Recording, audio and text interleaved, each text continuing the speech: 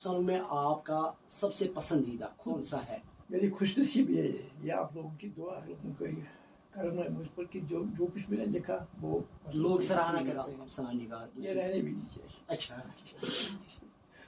मेरे जुबान को आप कहाँ देखते हैं अगर हम जम्मू कश्मीर के हवाले से बात कर रहे हैं? रहीम अस्सलाम वालेकुम, मैं हूं आपका दोस्त फयाज जमाल बट मुज़नाज़िर, जैसे कि आप जानते हैं कि इस मीडियम के ज़रिए आप तक हम मुख्तलिफ तरह के जो प्रोग्राम्स हैं वो लाते हैं और वक्तन फ़ौक़न हम डॉक्टर साहिबान के साथ साथ जो अदीब हैं, कलमकार हैं, उनके साथ भी बात करते हैं। और जिस शख्सियत को आप इस वक्त अपने मोबाइल स्क्रीन पे मेरे साथ देख रहे हैं, मेरे बाएं जानिब और आपके दाएं जानिब, किसी तारुफ या किसी तारीफ के मोहताज नहीं है। मुल्क के नामवर, खासकर जम्मू कश्मीर के नामवर एक अदीब, कलमकार, अफसाना निगार नूर शाह साहब हैं। ये मेरे लिए खुशनसीबी है कि शख्सियत से मेरी मुलाकात हो रही है। अल्लाह ताला इनको सलामत रखें। और जिस तरह इन्होंने काम किया है अदब के हवाले से अगर बात करें तो इन्हीं से बात करते हैं। और आप तमाम दोस्तों से गुजारिश रहेगी कि नूर शाह साहब की जो तबीयत है नासाजगार भी हैं, आपसे मेरी गुजारिश रहेगी कि हम सबको चाहिए कि इन जैसे जितने भी अदीब हैं जो अदब से ताल्लुक़ रखते हैं, जो कलम के ज़रिए अदब की खिदमत करें, तो इनके लिए नूर साहब बहुत बहुत शुक्रिया सर टाइम देने के लिए। खुश आमदीद हमारे प्रोग्राम। आपका भी बहुत बहुत शुक्रिया। इब्तिदाई तालीम के हवाले से बात करें, आपकी पैदाइश कहाँ हुई और जो इब्तिदाई तालीम वो कहाँ पे? वाला मैं कश्मीर की सबसे खूबसूरत बस्ती जो कोहिसूर के दामन में आबाद है और डल के किनारे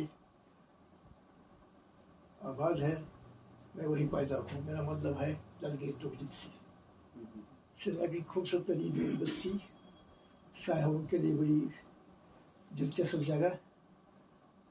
तो मेरी तालीम का जहाँ तक रुख है, मैं 3 जगह पढ़ा हूँ। मैंने शुरुआत की है इस्लामिक मिडल स्कूल जोर्डन से, उसके बाद मैं SP college, SP high school गया हूँ और एसपी स्कूल के बाद अमरसा कॉलेज। ये मेरी तालीम दौर का। मैं कहीं यूनिवर्सिटी नहीं पढ़ा है, कहीं नहीं गया हूँ। तलगीर से एसपी इस्लामिक मिडल स्कूल से SP high school, SP high school, Amarsa college. आपकी पैदाइश किस साल में हुई? मेरी पैदाइश 1938। तो अदब के साथ मैं शुरू से मतलब दिलचस्पी थी, बहुत ज़्यादा दिलचस्पी थी। हम शुरू में इब्न सवी को पढ़ा करते थे। और अजीब बात यह है कि हम 2-3 दोस्त 4 आने निकाल कर, 2 आने निकाल कर वो किताब खरीदते थे, बारी बारी पढ़ते थे वो। और आखिर पर मेरी बारी होती, वो इसलिए कि वो किताब मैं रख लेता था। अच्छा। वो किताब रखने कोई दिलचस्प नहीं, इसलिए मैंने प्रेफर किया कि सबके बैठ पढ़ूंगा, क्योंकि किताब मेरे पास रहेगी। इस वजह से मेरे पास इब्न सवी की बहुत सारी किताबें थी। तो जो वक्त के साथ ही कोई ले गया, लेकिन शुरुआत में ये क्लास कौन सा, जमात कौन सी? ये तो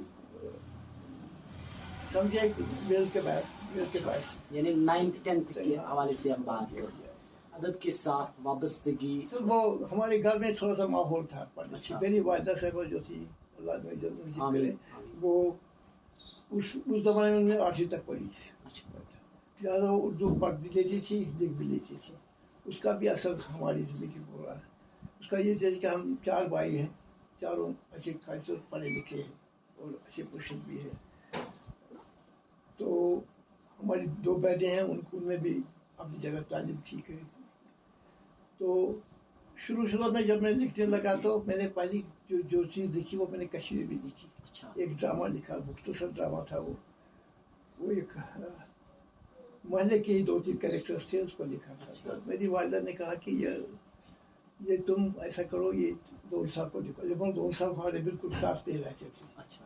उनका अपना एक नाम था और महल्ले में वो बड़े मशहूर मारूफ थे। उनको लोग समझे ये पढ़ा लिखा आदमी लिखता है, इस वजह से। तो मैंने दौर साहब को दे दिया। तो दौर साहब ने अपना रख लिया। तो फिर उससे कहा तुम यही तहरीर जो तुमने लिखी ये उर्दू में लिखो। मैंने कहा मैं तर्जुमा करते नहीं, तर्जुमा नहीं चाहिए, तर्जुमा तुम्हारा जो तुमने लिखा है मेरे पास रहेगा, तो हमने जहन से लिखो। फिर मैंने उर्दू में लिखा वो। फिर वो कुछ दिन उनके पास रहा। फिर एक दिन वो वापस दे गए, मेरे घर आकर दे गए, कहते लिखे। मैंने कहा क्या करता है? उसने कहा 2 बातें करती, एक तो किताबें पढ़ा करो, دوسری بات تم کشمیر کی وجہ اردو میں ہی لکھو. اچھا یہ ان کی تجویز تھی جی. اگر وہ یہ لکھا تھا شاید میں کشمیری میں جاتے آپ. تو یہ سال کون سا تھا یاد ہے سر؟ اچھا لیکن یہ ہے کہ میری پہلی کہانی جو ہے وہ 1960 میں چھپی. اور وہ کہانی اور خوش نصیبی یہ ہے کہ میری پہلی کہانی 20 صدی میں چھپی جہاں چھپنا بہت مشکل تھا. اس کی بھی ایک وجہ ہے کہ جب میں نے وہ کہانی بھیجی پہلے ان کو تو انہوں نے انکار کیا. کھاتا ہے مجھے یہ نہیں چھپ سکتا. پھر میں نے وہی کہانی ٹائٹل بدل کر اینڈ بدل کر زنانہ نام سے بھیج دی اسی پرچے کو. اچھا اچھا. وہ کہانی چھپ گئی. اور کشمیر سے ایک نیا نام تھا سامنے آیا شاہدہ شیرین کا. اچھا. لوگ پوچھتے شاہدہ شیرین کون ہے, کہاں رہتے ہیں, کیا کرتے ہیں. تو آہستہ آہستہ پھر وہ راز کھل گیا. یہاں تک کہ حامد صاحب بھی پتا. حامد صاحب ایک دن مجھے ملنے آئے. کشمیری صاحب. ہاں جی. شکیل رحمان کے ساتھ. شکیل رحمان کو پتا تھا کہ ان کو 20 صدی کی اچھے تعلقات کو پتا تھا اتنا نام سے لکھتا ہے کوئی. مجھے ملنے آئے تو حامد صاحب نے کہا تمہیں کیا تو تم شاہدہ شیرین سے ملا تو نور شاہ ہے. اس نے کہا نہیں ابھی ملاتے چلو چائے وائے پیتے کچھ.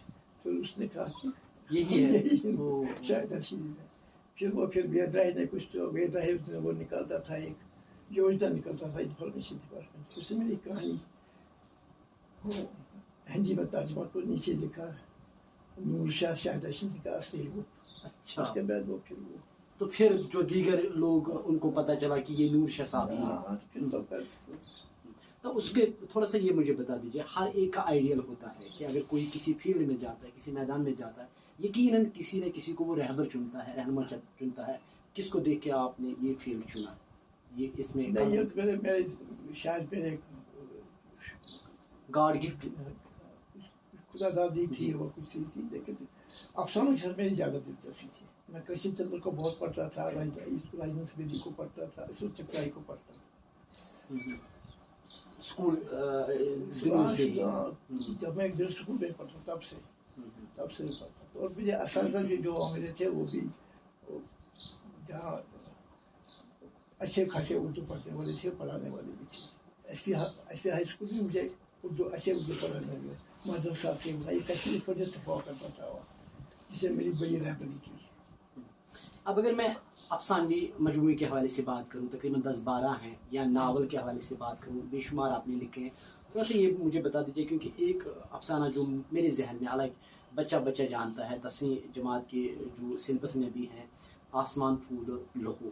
اس افسانے کے حوالے سے یہ کس سن میں آپ نے لکھا ہے؟ اور سن مجھے یاد نہیں, لیکن میری کتاب میں یہ ہے, یہاں پر نام ہی آسمان پھول. یہ میں نے بہت پہلے لکھی تھی. پھر وہ کہانی لکھی تھی اسی زمانے میں. تو ان دنوں حالات کچھ ٹھیک نہیں تھے یہاں. میٹنگ بلائی گئی اس میں اس تعلق سے. پھر وہاں شبیب رضوی صاحب تھے, یہ تھے ہمارے وہ مجید نظر صاحب تھے, حاجی صاحب تھے, وہ چیئرمین صاحب تھے, قرآن نبی حلیم تھے, اور بھی کوئی صاحب تھے جو ٹھیک. تو کچھ کہانی پڑھی وہاں, اس پر ڈسکشن ہوا. اور ڈسکشن میں بعد جب سارے ممبران نے رائے دی کہ یہاں اس قابل ہے کہ اس کو اسکول اس میں آگے اپروو ہو گئی. یہاں پہ مجھے بتا دیجیے گا کہ اگر میں آج کے دور کے حوالے سے بات کروں, اللہ تعالیٰ آپ کو سلامت رکھے, کیونکہ آپ کی ضرورت ہے, آپ جیسے لوگوں کی ضرورت ہے جو ادب کی خدمت کریں. تھوڑا سا یہ بتا دیجیے گا, آج اگر ہم بات کریں اردو افسانے کے حوالے سے, کہاں پر دیکھتے ہیں آپ اس کو؟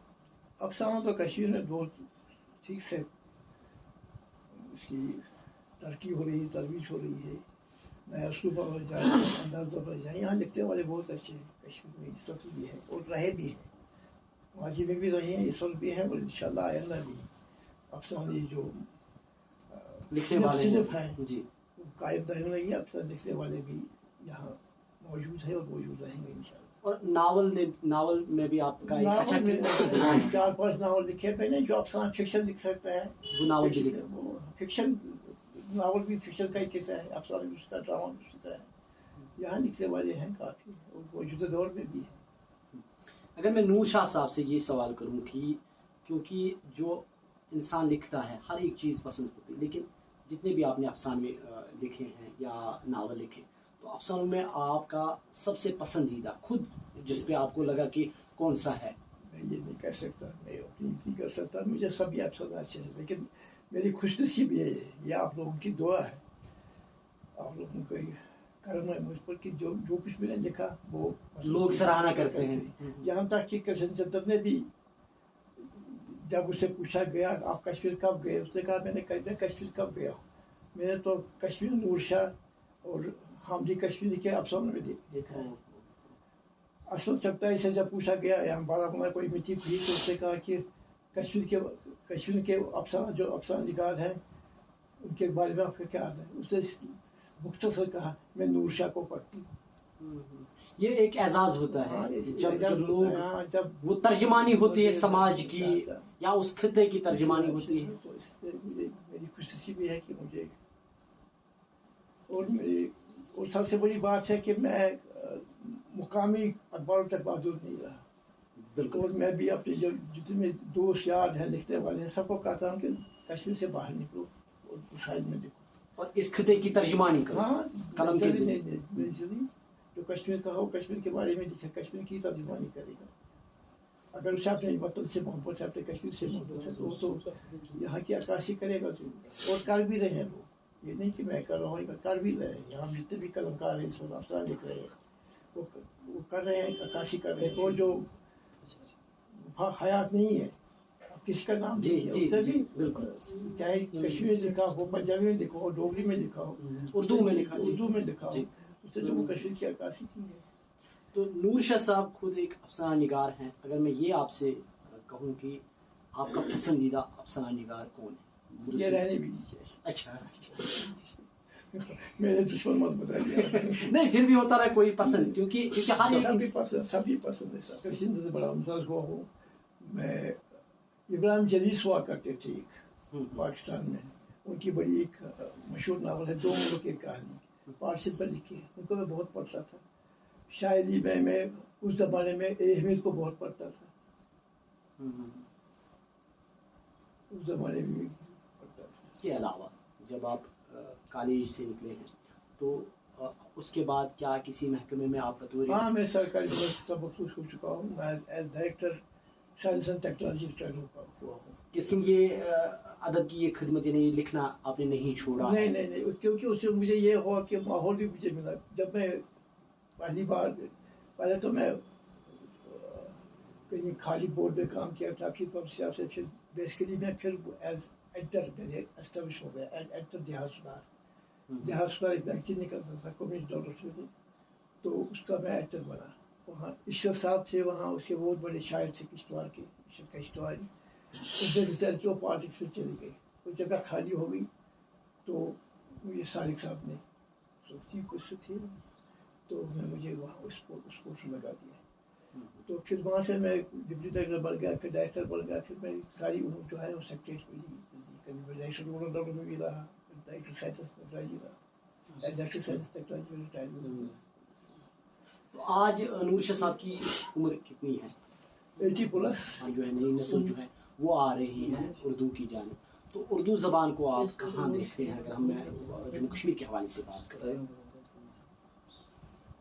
یہ تو ڈپینڈ کرتا ہے ہم لوگوں پر، ہم اردو کو کہاں تک لے جا سکتے ہیں، لیکن جو سپورٹ ملنا چاہتا ہے وہ ابھی تک نہیں مل رہا ہے، اس وقت نہیں مل رہا ہے۔ آپ کا اشارہ سرکار کی جانب؟ سپورٹ ہے لیکن خلاف بھی نہیں ہے، صحیح بات، خلاف بھی نہیں ہے، لیکن جو سپورٹ ہونا چاہے وہ نہیں مل رہا ہے، جو انسٹیٹیوشن ہے وہ تھوڑے سے کسی حد تک جی کمزور پڑ گئے ہیں، جن کا جو رول بنتا ہے وہ اس طریقے سے وہ کام نہیں کر رہے ہیں، لیکن اس کے باوجود میں سمجھتا ہوں کہ کشمیر میں اردو بن نہیں سکتی، کیونکہ ایک رابطے کی زبان ہے، آپ اپنے لداخی سے بات کرنی ہے تو آپ نے اردو میں کرنی ہے، آپ نے جوم والے سے بات کرنی ہے جوم والے کو آپ سے بات کرنی ہے، یا باہر ہمارے لوگ باہر جاتے ہیں تو اردو ہی چلتی ہے،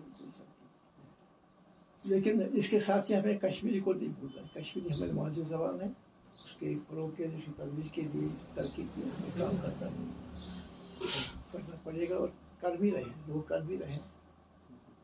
تو نور شاہ صاحب اگر آپ کے زندگی کے بارے میں بات کریں تو اس وقت آپ کے کتنے بچے ہیں، تھوڑا سا وہ بتا دیجیے گا۔ میری 2 بیٹیاں ہیں، ایک بیٹا ہے. وہ کیا ان کا ادب کے ساتھ کچھ؟ نہیں، کوئی نہیں. اچھا. میری بچی کو ہے تھوڑا سا جو یہاں سے مگر کشمیر میں ہے، تو دیکھیے میرا لڑکا جو سائنس اسٹوڈنٹ رہا ہے، اس کو کوئی دلچسپی نہیں ہے. تو وہ میری بچی یہاں جو کشمیر میں وہ پڑھتی رہتی، اردو پڑھتی رہتی. باقی جو دوسری بچی ہے وہ باہر ہے فارن کنٹری میں، تو اس کا کوئی اردو کے ساتھ کوئی تعلق ہی نہیں. تو یہاں پہ جو نئی نسل ہے ان نوجوانوں کے لیے جو لکھتے ہیں، نور شاہ صاحب کی طرف سے کیا میسیج رہے گی نوجوانوں کے لیے؟ ان کو پڑھنا چاہیے. پڑھنے سے ذہن کی راہیں کھل جاتی ہیں. یہ نہیں کرتا کہ اس پر پڑھیے، اس کو پڑھیے. جو پڑھنے کو ملے، جو اچھی، جو اخلاقات سے بھرپور چیزیں ہوں، جو پڑھنے کے قابل ہوں، ان کو پڑھنا چاہیے. پڑھنے سے ذہن کی راہیں کھل جاتی ہے. اور وہی اگر چاہے تو وہی تو ہماری زبان کو، کشمیر کو یا اردو کو یا کسی زبان کو، ڈوگری کو جب مختلف لوگ کچھ لیکن وہ اسی کو زندہ رکھ سکتے ہیں.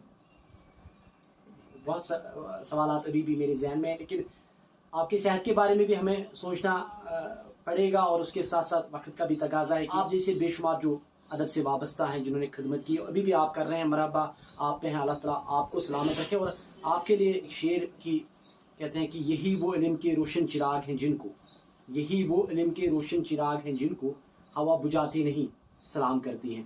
اللہ تعالیٰ آپ کو مزید ہمت دے تاکہ آپ مزید خدمت کر سکیں اردو کی، تاکہ بے شمار جو نئی نسل آنے والی ہے، جو چاہتے ہیں نوجوان کہ ہم لکھیں، آپ ان کے لیے ایک مثال راہ بن رہے ہیں. مزید جو آنے والے ہیں ان کے لیے بھی آپ ایک مثال بنیں گے. آپ نے اپنا قیمتی وقت دیا اپنے اس دولت خانے میں، ہمیں بھی آپ نے اپنا قیمتی وقت دیا، اس کے لیے آپ کا بہت بہت شکریہ سر. آپ کا بھی بہت بہت شکریہ، بہت بہت شکریہ. آپ دور سے آئے اور خوش قسمتی آپ سے ملاقات کی، آپ سے بات ہوئی. موزدین، یہ تھے ملک کے نامور افسانہ نگار نور شاہ صاحب. انہوں نے اردو کے بارے میں بات کی. اور موزدین، آپ سے گزارش ہے کہ جس طرح نور شاہ صاحب نے کہا کہ لکھنے سے پہلے آپ کو پڑھنا چاہیے، تبھی آپ لکھ سکتے ہیں اور ایک کامیاب ادیب، کامیاب افسانہ نگار یا قلمکار بن سکتے ہیں. اسی طرح کے مزید پروگرامز کے لیے آپ اس میڈیم کے ساتھ جڑے رہیے گا. اس وقت اپنے ہوش و دوست فیاض جمال بٹ کو اجازت دیجیے گا، لیکن حسب معمول دعاؤں میں ضرور یاد رکھیے گا. لیکن آج گزارش کروں گا کہ ہمارے جو نور شاہ صاحب ہیں ان کے لیے بھی دعا کیجیے گا. السلام علیکم.